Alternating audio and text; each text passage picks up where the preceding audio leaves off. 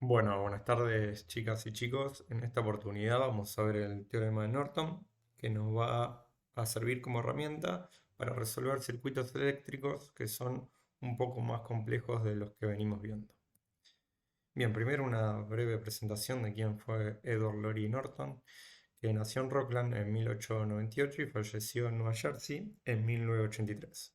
Ingeniero y científico y fue empleado de los famosos laboratorios Bell, de los cuales salieron famosos ingenieros eléctricos y electrónicos que sirvieron para el desarrollo sobre todo de las telecomunicaciones. Bien, partiendo de un circuito complejo, el cual puede ser este, reduciéndolo a un equivalente de Norton, es decir, un circuito equivalente donde solo vamos a tener una fuente de corriente y dos resistencias en paralelo, el cual vamos a calcular el valor de la fuente de corriente. También vamos a calcular el valor de la resistencia N, que es la resistencia de Norton. Y vamos a conectarle una resistencia en paralelo que la llamamos RL, que sería la resistencia de carga a la cual yo quiero averiguar, por ejemplo, una caída de tensión. Vamos a ver un ejercicio de ejemplo para entender cómo operar con este método. Bueno, partimos de base de un circuito el cual me pide calcular la caída de tensión que se produce en la resistencia R3, en este caso de valor 5 ohm.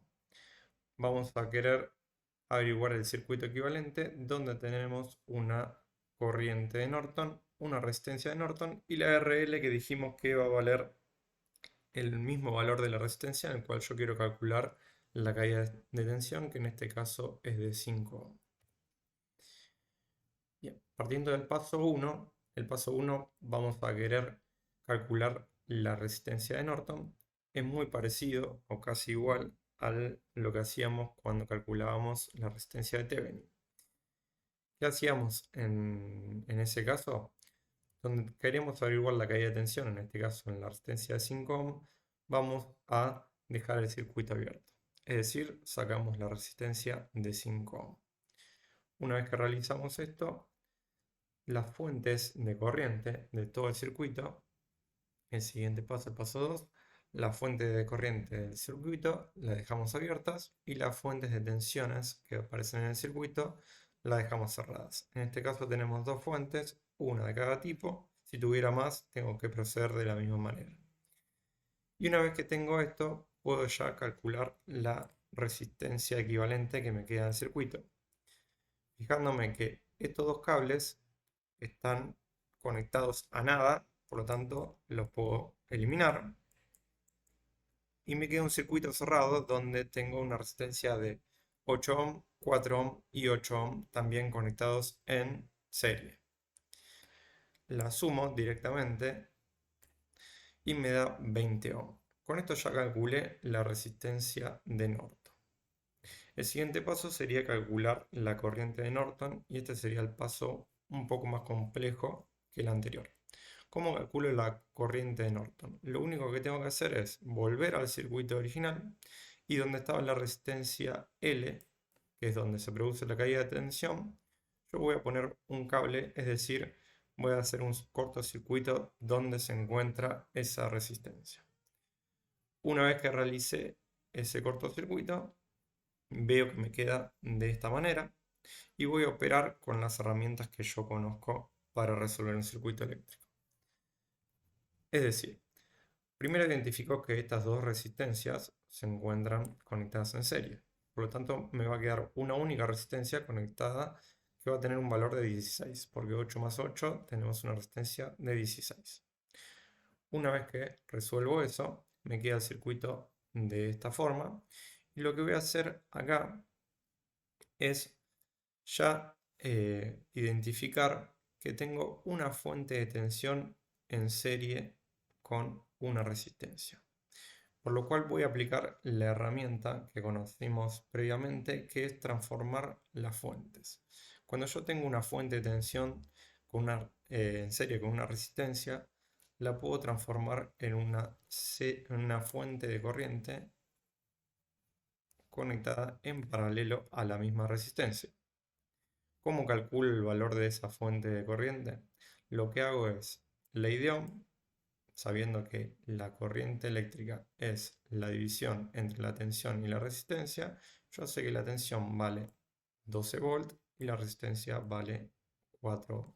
Hago esa división, hago 12 sobre 4 y el valor de la fuente de corriente me da 3 amperes. Me fijo hacia dónde inyecta corriente esa fuente de tensión, que en este caso, al tener el negativo de esta forma y el positivo hacia arriba, la intensidad de corriente va a apuntar hacia arriba, recordando que sale del positivo o que va desde el negativo al positivo. Por lo tanto, si yo sé que el sentido de la corriente es esta, voy a poner una fuente de corriente en el mismo sentido y con el valor que pude averiguar haciendo esta transformación. Una vez que tengo esa fuente de corriente, le conecto en paralelo, como pusimos acá, el valor de la misma resistencia, en este caso la de 4 ohm. Esa resistencia de 4 ohm la conecto en paralelo a la fuente de corriente. Y ahí ya me queda un circuito con dos fuentes de corriente y dos resistencias en paralelo. De esta forma puedo ver que estas dos fuentes de corriente apuntan hacia el mismo lado, hacia el mismo nodo. Si las dos fuentes de corriente apuntan hacia el mismo nodo, estoy inyectando la corriente total, es decir, la suma, a este nodo. Puedo simplificar estas dos fuentes de corriente en una sola, haciendo 2 más 3 amperes. Esto porque las dos fuentes están inyectando corriente del mismo sentido. Si yo tuviera dos fuentes inyectando corriente en el sentido contrario, la estaría restando e indicaría la flecha hacia donde va la corriente. Bueno, en este caso tenemos las dos apuntando hacia el mismo lado, por lo tanto las voy a sumar y esa sumatoria va a ser la fuente de corriente a la cual yo la voy a reemplazar por una sola. Bien, si tengo 5 amperes y tengo una resistencia en paralelo que vale 4 ohm y otra resistencia en paralelo que vale 16 ohm, y no perdiendo de vista que la corriente de Norton que yo tengo que calcular es la que circula por 16 ohm, acá puedo aplicar divisor de corriente. ¿Cómo hacía en este caso para aplicar divisor de corriente? Como yo tengo que averiguar la corriente que circula por R2, voy a hacer corriente de R2 es igual a la intensidad total que yo aplico, que en este caso vale 5 amperes, por la resistencia 1, que la resistencia 1 vale 4 ohm, dividido la R1 más la R2. La R1 vale 4 ohm, cuando dijimos la R2 vale 16 ohm. Si yo resuelvo esto, la corriente en R2 que coincide con la corriente de Norton, ¿sí? La corriente que circula por R2 es la misma que la R de Norton, es la misma que la corriente de Norton, perdón, es igual a 1 ampere. Por lo tanto, ahora ya con este resultado lo puedo reemplazar en el circuito equivalente. Recordando que este es el circuito equivalente de Norton, ya tengo la corriente de Norton que vale 1 ampere, ya tengo la resistencia de Norton que la habíamos calculado y que vale 20 ohm, y la resistencia de carga, recordando que es la resistencia en donde tengo que averiguar la caída de tensión, vale 5 ohm. Fíjense cómo de un circuito un poco complejo puedo llegar a un equivalente que es mucho más fácil de resolver. Ya con todos los valores calculados, puedo aplicar divisor de corriente nuevamente en este circuito equivalente y ver que con la misma fórmula, reemplazando los valores, esta vez yo quiero calcular la corriente que circula por RL, que la vamos a llamar IRL,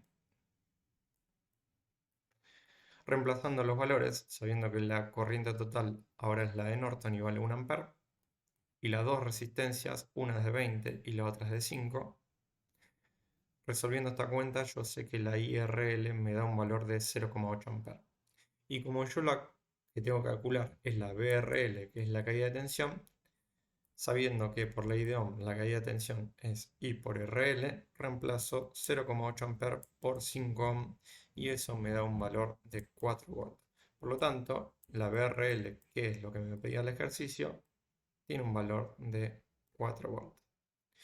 Vuelvo al circuito original que es la que me pedía, la BRL, y ya sé que esa BRL, si en el circuito de Thevenin dijimos que vale 4 volts, acá dijimos que vale 4 volts, en el circuito original también va a valer 4 volts.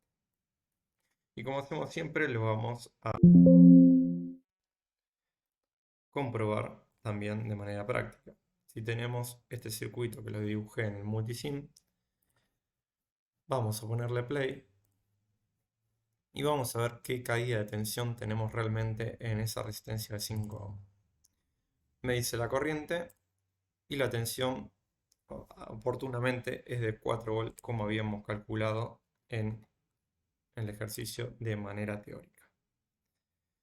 Bueno, y ahí terminaríamos con lo que es el teorema de Norton. Seguramente vamos a hacer más ejercicios para ir practicando, pero fíjense que puede llegar a ser un poquito largo, pero se resuelve siempre de manera similar, así que es muy mecánico, muy fácil de aprender. Con una serie de pasos podemos resolver cualquier circuito con más complejidad, el cual nos llevaría mucho más pasos haciendo de otra forma. Así que bueno, desde ya muchas gracias y nos veremos en otros videos.